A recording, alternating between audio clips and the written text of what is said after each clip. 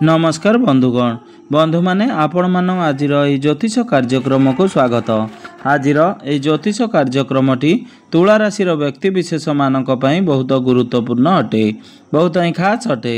कारण आज वीडियो रे आमे माने तुला राशि मासिक राशिफल उपरे विस्तार भाव में आलोचना करिबा। तुला राशि व्यक्ति विशेष मानक पई एही मई मास 2025 टी किपरि रहिछि से विषय रे आमे जानिबा। एही मई मासरे तुला राशि व्यक्ति विशेष मानकर स्वास्थ्य, शिक्षा, प्रेम संपर्क, वैवाहिक जीवन, भाग्य, क्यारियर एवं व्यापार वाणिज्यर स्थिति किपरि रहिछि से विषय रे विस्तार भाव में आलोचना करिबा। नवग्रहंकर स्थिति मध्य देखिबा। नवग्रह केउं प्रकार फल प्रदान करिबारे सक्षम हेबे, शेषरे अशुभत्व प्रदान करुथुवा ग्रह मानकर किछि विशेष प्रतिकार मध्य आमे वीडियोर शेषरे जानिबा।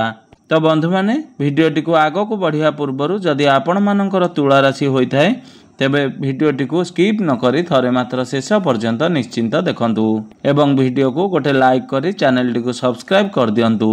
आपण माने जदि सच्चा हृदय रे ईश्वर को भक्ति करुथांती, विश्वास करुथांती तेबे भक्ति एवं श्रद्धार सहित कमेंट बॉक्स रे जय मां लक्ष्मी अवश्य लिखि दियंतु। तेबे बंधु माने आसंतु आरंभ करिबा आज रही कार्यक्रम को, जहा कि जन्म राशि एवं चंद्र राशि उपरे संपूर्ण आधारित अटे। तो बंधु माने राशि चक्रर 12 गोटी राशि मध्यरु सप्तम राशि होची तुला राशि। तो तुला राशि राश्याधिपति हेउचंती शुक्र। तो बंधु माने मई मासर आरंभ रे आपनक कुंडली रे नवग्रहंकर स्थिति किपरि रहिछि से विषय रे सर्वप्रथमे आलोचना करिबा। शुक्र, शनि, राहु एवं बुध आपनक कुंडलीर षष्ठ भाव में विराजमान अछंती। सूर्य आपनकर सप्तम भाव में विराजमान अछंती। देवगुरु बृहस्पति आपनक कुंडलीर अष्टम भाव में विराजमान अछंती। मंगल आपनकर दशम भाव में विराजमान अछंती एवं केतु आपनकर द्वादश भाव में विराजमान अछंती। तो बंधु माने सर्वप्रथमे आसंतु जानि नेबा आपनकर स्वास्थ्य किपरि रहिबो एही मई मास 2025 रे। तो बंधु माने कुंडलीर प्रथम भावटी होइथाय आपनकर स्वास्थ्यर भाव, आपनकर इम्यूनिटी सिस्टम रो भाव। तो आपनकर प्रथम भावर अधिपति शुक्र आपनक कुंडलीर षष्ठ भाव में विराजमान अछंती। तेबे शुक्रंक सहित शनि, राहु एवं बुध मध्य आपनकर एकत्र विराजमान अछंती। तो आपनको 2-3टी जिनिस प्रति विशेष ध्यान देबार अछि। आपनकर दांत जनित समस्या किछि देखा देई पारे।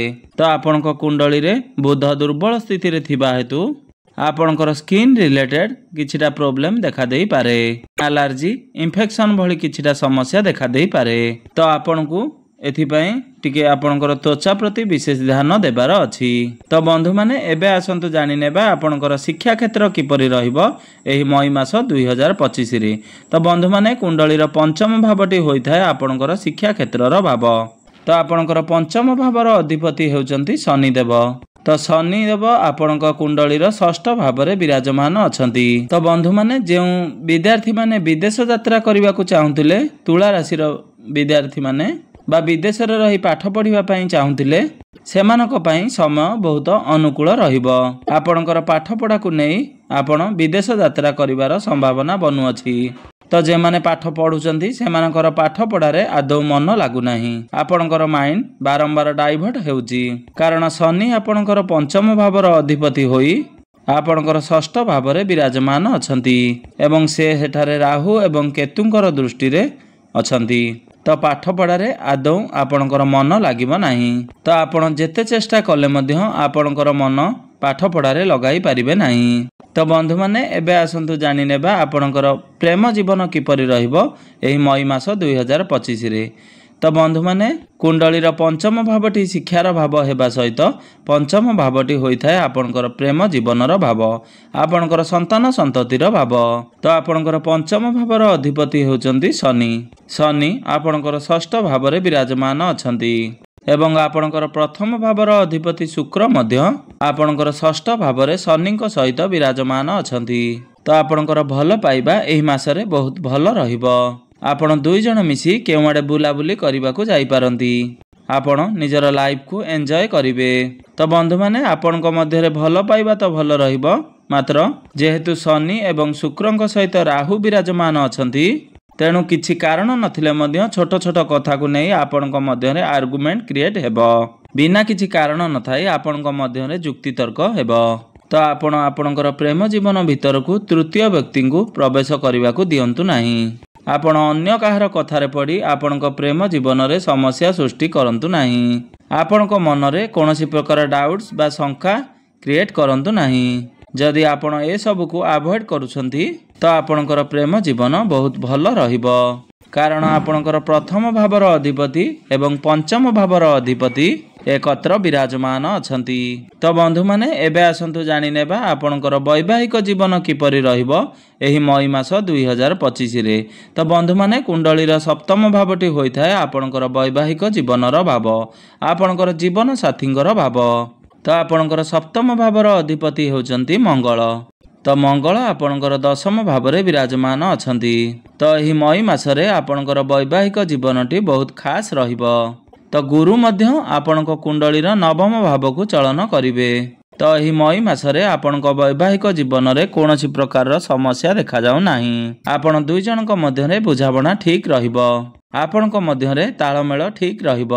ଆପଣ ଦୁଇ ଜଣଙ୍କ ମଧ୍ୟରେ ଭଲ ପାଇବା ମଜବୁତ ହେବ। ଆପଣଙ୍କର ବୈବାହିକ ଜୀବନ ଏହି ମଇ ମାସରେ ସୁଖମୟ ବ୍ୟତୀତ ହେବ। ଆପଣଙ୍କର ଜୀବନ ସାଥୀ ତାଙ୍କର କ୍ୟାରିୟରକୁ ନେଇ କେଉଁଆଡ଼େ ଟ୍ରାଭେଲ କରିପାରନ୍ତି। ତାଙ୍କ ଉପରେ କାର୍ଯ୍ୟଭାର ଟିକେ ଅଧିକ ରହିପାରେ।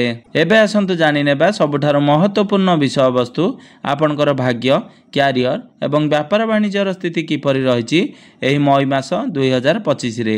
ତ ବନ୍ଧୁମାନେ କୁଣ୍ଡଳୀର ନବମ ଭାବଟି ହୋଇଥାଏ ଆପଣଙ୍କର ଭାଗ୍ୟର ଭାବ ଏବଂ ଦଶମ ଭାବଟି ହୋଇଥାଏ ଆପଣଙ୍କର କାର୍ଯ୍ୟକ୍ଷେତ୍ର ତଥା କ୍ୟାରିୟରର ଭାବ। ଆପଣଙ୍କର ସପ୍ତମ ଭାବଟି ହୋଇଥାଏ ବ୍ୟାପାର ବାଣିଜ୍ୟର ଭାବ।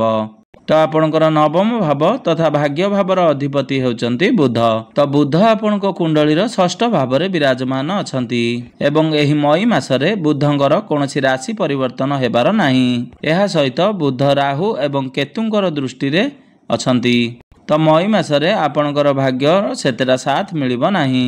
ତେଣୁ ଆପଣ ଏହି ସମୟରେ ଯଦି କୌଣସି ବଡ଼ କାର୍ଯ୍ୟର ଆୟୋଜନ କରିବାକୁ ଚାହୁଁଛନ୍ତି ବା କିଛି ବଡ଼ ଇନଭେଷ୍ଟମେଣ୍ଟ କରିବାକୁ ଚାହୁଁଛନ୍ତି ତ ଏହି ମଇ ମାସଟିକୁ ଆପଣ ସ୍କିପ୍ କରିଦେବା ଉଚିତ। କାରଣ ମଇ ମାସରେ ଯଦି ଆପଣ କିଛି ବଡ଼ କାର୍ଯ୍ୟର ଆୟୋଜନ କରିବାକୁ ଚାହୁଁଛନ୍ତି, କିଛି ଇନଭେଷ୍ଟମେଣ୍ଟ କରିବାକୁ ଚାହୁଁଛନ୍ତି, ଆପଣଙ୍କୁ ସେଥିରେ କ୍ଷତି ସହିବାକୁ ପଡ଼ିପାରେ। ଯେତେବେଳେ ବୁଧ ନିଜର ରାଶି ପରିବର୍ତ୍ତନ କରିବେ ଏବଂ ଆପଣଙ୍କର ସପ୍ତମ ଭାବକୁ ଚଳନ କରିବେ ସେତେବେଳେ ଆପଣଙ୍କୁ ଆପଣଙ୍କର ଭାଗ୍ୟର ପୂର୍ଣ୍ଣ ମାତ୍ରାରେ ସାଥ ମିଳିବ। ସେତେବେଳେ ଆପଣ ଯଦି କିଛି ବଡ଼ କାର୍ଯ୍ୟ କରିବାକୁ ଚାହୁଁଛନ୍ତି କିମ୍ବା କୌଣସି ଇନଭେଷ୍ଟମେଣ୍ଟ କରିବାକୁ ଚାହୁଁଛନ୍ତି ତାହା ଆପଣ ନିର୍ଦ୍ୱନ୍ଦ୍ୱରେ କରିପାରିବେ। ଏବେ ଆସନ୍ତୁ ଜାଣିନେବା ଆପଣଙ୍କର କ୍ୟାରିୟର, ଆପଣଙ୍କର କାର୍ଯ୍ୟକ୍ଷେତ୍ର କିପରି ରହିବ ଏହି ମଇ ମାସ 2025ରେ। ତ ବନ୍ଧୁମାନେ କୁଣ୍ଡଳୀର ଦଶମ ଭାବଟି ହୋଇଥାଏ ଆପଣଙ୍କର କାର୍ଯ୍ୟକ୍ଷେତ୍ରର ଭାବ। ତ ଆପଣଙ୍କର କୁଣ୍ଡଳୀର କ୍ୟାରିୟର ଭାବର ଅଧିପତି ହେଉଛନ୍ତି ଚନ୍ଦ୍ରମା। ଚନ୍ଦ୍ରମା ଯିଏକି ପ୍ରତି 2 ଦିନରେ ଥରେ ନିଜର ରାଶି ପରିବର୍ତ୍ତନ କରିଥାନ୍ତି। ତ ଆପଣଙ୍କର ଦଶମ ଭାବରେ ମଙ୍ଗଳ ବିରାଜମାନ ଅଛନ୍ତି ଏବଂ ସେ ସେଠାରେ ନିଚସ୍ତ ଅଛନ୍ତି। ତ ଆପଣଙ୍କର କ୍ୟାରିୟର ଏହି ମଇ ମାସରେ ଭଲ ରହିବ, ମାତ୍ର ଆପଣଙ୍କ ଉପରେ ଟିକେ କାର୍ଯ୍ୟଭାର ଅଧିକ ରହିବ। ଆପଣ ଅଧିକ ଷ୍ଟ୍ରେସ୍ ନେଇପାରନ୍ତି। ଆପଣ ହଠାତ୍ ରାଗି ଯାଇଥାନ୍ତି। ଆପଣଙ୍କ ମଧ୍ୟରେ ଆଗ୍ରେସନ ଦେଖାଦେବ। କିନ୍ତୁ ଏହି ମାସରେ ଆପଣଙ୍କର ସିନିୟର କିମ୍ବା ଆପଣଙ୍କର ବସ୍ଙ୍କର ସପୋର୍ଟ ଆପଣଙ୍କୁ ପ୍ରାପ୍ତି ହେବ କିମ୍ବା ଆପଣ ମଧ୍ୟ ସେମାନଙ୍କୁ ସପୋର୍ଟ କରିପାରନ୍ତି। ଆପଣଙ୍କର କମ୍ୟୁନିକେସନ ସ୍କିଲ୍ସ ବହୁତ ଭଲ ରହିବ। ଗୁରୁଙ୍କର ଦୃଷ୍ଟି ଆପଣଙ୍କର ଦ୍ୱିତୀୟ ଭାବ ଉପରେ ରହୁଥିବା ହେତୁ ଆପଣଙ୍କ ମଧ୍ୟରେ ଜ୍ଞାନ ବଢ଼ିବ, ବୁଦ୍ଧି ବଢ଼ିବ। ତ ଏହି ସମୟରେ ଯଦି ଆପଣ କମ୍ୟୁନିକେସନରେ ରିଲେଟେଡ୍ କୌଣସି କାର୍ଯ୍ୟ କରୁଛନ୍ତି ତ ତାହା ଆପଣଙ୍କ ପାଇଁ ସର୍ବୋତ୍ତମ ରହିବ। ତ ଯଦି ଆପଣ ଗଭର୍ଣ୍ଣମେଣ୍ଟ ସେକ୍ଟରରେ କାର୍ଯ୍ୟ କରୁଛନ୍ତି ତ ତାହା ମଧ୍ୟ ଆପଣଙ୍କ ପାଇଁ ଭଲ ରହିବ। ଆପଣ ଯଦି ରିସର୍ଚ୍ଚ ଲାଇନରେ କାର୍ଯ୍ୟ କରୁଛନ୍ତି ତ ସେଥିରେ ମଧ୍ୟ ଆପଣଙ୍କୁ ବହୁତ ଅଧିକ ସଫଳତା ପ୍ରାପ୍ତି ହେବ। ତ ମଙ୍ଗଳ ଯେହେତୁ ଆପଣଙ୍କର କ୍ୟାରିୟର ଭାବରେ ନିଚସ୍ତର ଅଛନ୍ତି ତ କାର୍ଯ୍ୟକ୍ଷେତ୍ରରେ ଆପଣ କାହା ସହିତ ଯୁକ୍ତିତର୍କ କରିପାରନ୍ତି ବା କାହାଙ୍କ ଉପରେ ରାଗି ଯାଇପାରନ୍ତି। ତ ସେଥିପ୍ରତି ଆପଣ ବିଶେଷ ଧ୍ୟାନ ଦେବେ। ତ ଆପଣଙ୍କ କୁଣ୍ଡଳୀର ଷଷ୍ଠ ଭାବରେ ରାହୁ ଏବଂ ଶନି ଏକତ୍ର ଥିବା କାରଣରୁ ଆପଣଙ୍କର କାର୍ଯ୍ୟକ୍ଷେତ୍ରରେ ଆପଣଙ୍କ ବିରୁଦ୍ଧରେ ପଲିଟିକ୍ସ ହୋଇପାରେ। ତେବେ ସେସବୁକୁ ଆପଣ ଆଭଏଡ଼ କରିବାର ଅଛି। କାରଣ ଯେତେ ପଲିଟିକ୍ସ କଲେ ମଧ୍ୟ ଆପଣଙ୍କର ଉପରେ କୌଣସି ବି ପ୍ରଭାବ ପଡ଼ିବ ନାହିଁ। ତ କ୍ୟାରିୟର ଏହି ମଇ ମାସରେ 80% ଭଲ ରହିବ। ତ ବନ୍ଧୁମାନେ ଏବେ ଆସନ୍ତୁ ଜାଣିନେବା ଆପଣଙ୍କର ବ୍ୟାପାର ବାଣିଜ୍ୟର ସ୍ଥିତି କିପରି ରହିବ ଏହି ମଇ ମାସ 2025ରେ। ତ ତ ଏଇ ମଇ ମାସରେ ଆପଣଙ୍କର ବ୍ୟାପାର ବାଣିଜ୍ୟ ଆଭରେଜ ରହିବ। କାରଣ ବ୍ୟାପାରର କାରକ ଗ୍ରହ ବୁଧ ଆପଣଙ୍କର ଷଷ୍ଠ ଭାବରେ ନିଚସ୍ତ ଅଛନ୍ତି। ବିଜନେସରେ ଆପଣଙ୍କର ଖର୍ଚ୍ଚ ମଧ୍ୟ ବଢ଼ିଯିବ। ତ ବିଜନେସ୍ ଆପଣଙ୍କର ଏହି ମଇ ମାସରେ ଆଭରେଜ ରହିବ। ନା ବହୁତ ବେଶୀ ଭଲ ନା ବହୁତ ବେଶୀ ଖରାପ ରହିବ। ତ ଜୁନ ମାସରେ ଆପଣଙ୍କର ବ୍ୟାପାର ବାଣିଜ୍ୟ ବହୁତ ଭଲ ରହିବ। ଯେତେବେଳେ ବୁଧ ଆପଣଙ୍କର ସପ୍ତମ ଭାବକୁ ଚଳନ କରିବେ ସେତେବେଳେ ଆପଣଙ୍କର ବ୍ୟାପାର ବାଣିଜ୍ୟରେ ଆପଣ ଗ୍ରୋଥ ଦେଖିବାକୁ ପାଇବେ। ତ ବନ୍ଧୁମାନେ ଏବେ ଆସନ୍ତୁ ଜାଣିନେବା କିଛି ବିଶେଷ ପ୍ରତିକାର ବିଷୟରେ, ଯେଉଁ ପ୍ରତିକାର ଗୁଡ଼ିକ କରିବା ଦ୍ୱାରା ଏହି ମଇ ମାସରେ ଆସୁଥିବା ଅଶୁଭତ୍ୱ ଗୁଡ଼ିକ ଖଣ୍ଡନ ହୋଇ ଆପଣଙ୍କୁ ଶୁଭ ଫଳ ପ୍ରାପ୍ତି ହେବ ଏବଂ ଆପଣଙ୍କର ଭାଗ୍ୟରେ ଉନ୍ନତି ଆସିବ। ତ ସର୍ବପ୍ରଥମେ ପ୍ରତ୍ୟେକ ଦିନ ବୁଧଙ୍କର ବୀଜ ମନ୍ତ୍ରର ଜପ 108 ଥର ନିଶ୍ଚୟ ଜପ କରନ୍ତୁ।